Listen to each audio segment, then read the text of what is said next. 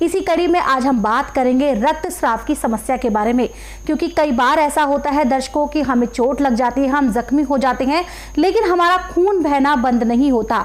इसका क्या आयुर्वेदिक निदान हो सकता है और ये किस कारण से होता है, ये सब जानते हैं आज गुरुजी से।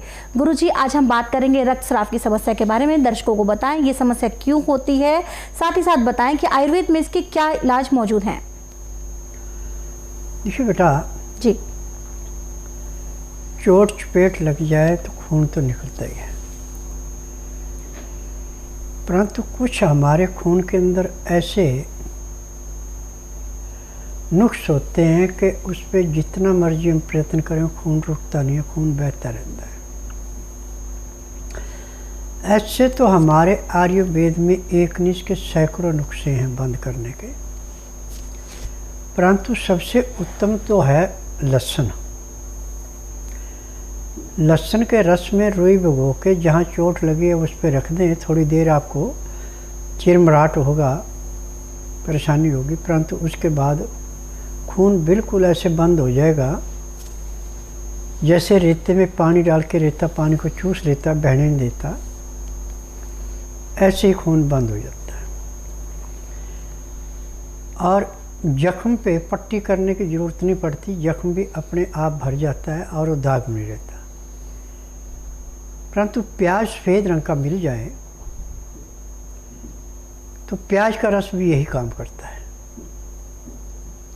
ये बहते खून को सेकंडों में रोक देता है। और जब भी आपको चोट चपेट लग जाए, खून बार बार आपके शरीर से निकल रहा है, तो आप सफ़ेद प्याज को अपना एक भोजन बना लें।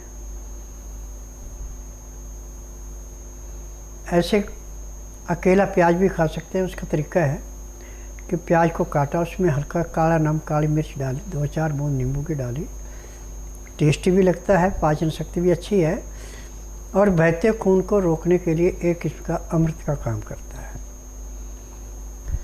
यदि आपको ऐसे अच्छा ना लगे तो प्याज को काट करके आटे मिला के उसकी रोटी बना के भी खा सकते हैं। यानी प्याज, लहसुन, अदरक, ये 3 चीज़ें ऐसी हैं जो पैर के तलवे से सिर के बाल तक के हर एक रोग को ऐसे समाप्त करती हैं जैसे कूड़े करकट के ढेर को माचिस की तिल्ली समाप्त करती है। अब आप एक काम और कर सकते हैं कि सुबह 4 बजे जब भी आप योग के लिए उठें, भले आपका पेट साफ हो ना हो, उससे कुछ लेना देना नहीं, बिना दातन कूड़ा किए 2 चम्मच प्याज का रस निकालें,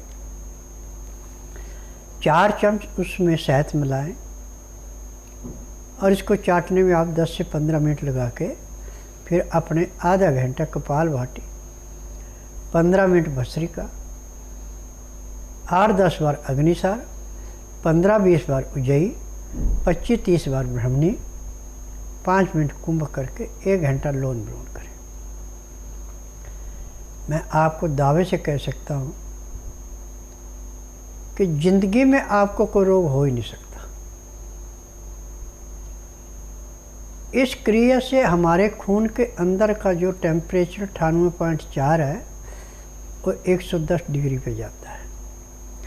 110 डिग्री में किसी भी रोग का कीटाणु बचता नहीं है, वो नष्ट हो जाता है और हम स्वस्थ होते हैं। इसके बाद आपके टाइम है तो मंडूकासन, पवन मुक्तासन,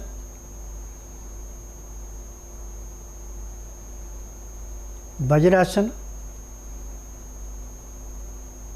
शवासन, सर्वांगासन, हलासन, शीर्षासन, 1-1, 2-2 मिनट इनको भी कर लें तो आपको ज़िंदगी में कभी किसी डॉक्टर हकीम के पास जाने की ज़रूरत नहीं पड़ेगी।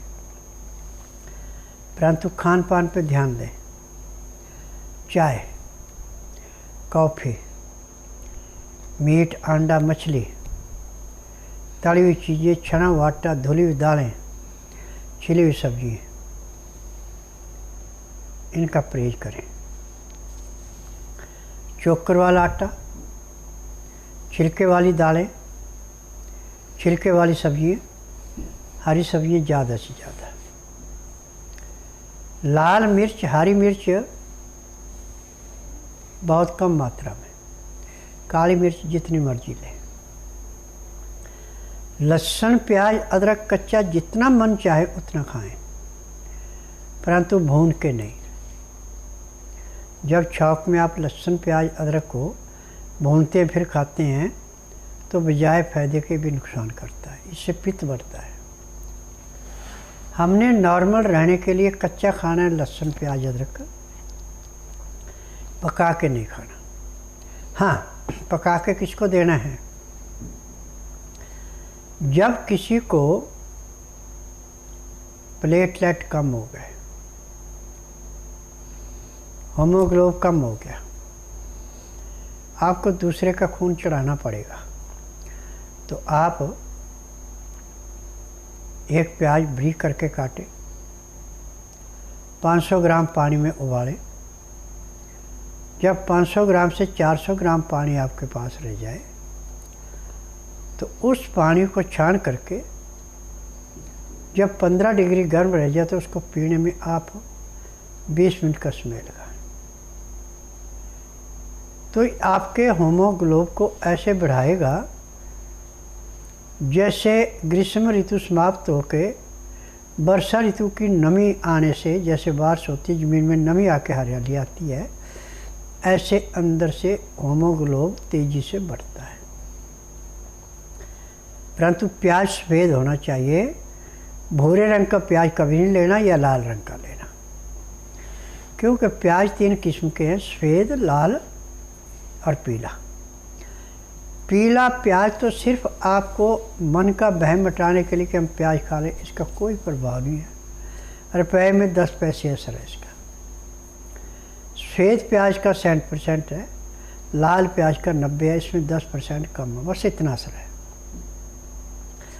पानी कभी भी पिए, चाहे गर्मी है, चाहे बरसात है, चाहे सर्दी है, 15 से 18 डिग्री के अंदर का पानी पीते हैं तो मैं दावे से कह सकता हूँ कि ज़िंदगी में आपको कभी कोई रोग नहीं होगा।